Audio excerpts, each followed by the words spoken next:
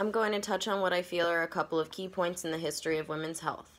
First, we have the sanitary napkin movement that began in the 1800s. South Hall launched a sanitary towel in 1888 that could be delivered to your door with plain packaging.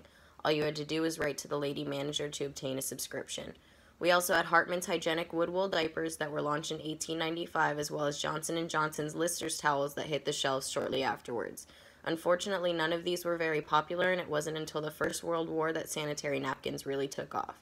Kimberly Clark was a nurse that began using wound dressings as pads, and in 1921 we saw the first advertisement for these pads under their new name, Kotex.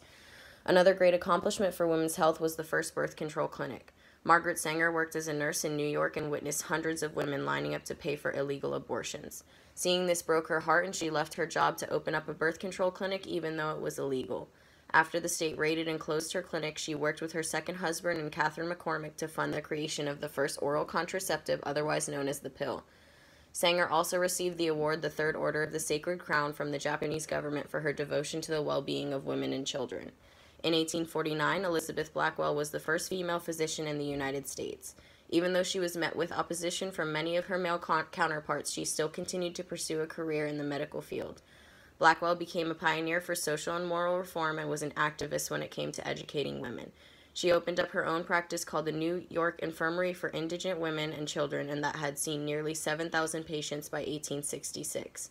Her infirmary doubled as an educational platform for women wishing to enter the medical profession. In 1973, the Supreme Court legalized abortion in all 50 states in the Roe v. Wade case. After this decision was made, women had access to safe and legal abortions as well as the right to make decisions about their own bodies. Prior to Roe, women all over the United States had to travel hundreds of miles just to terminate a pregnancy in one of the few states it was legal.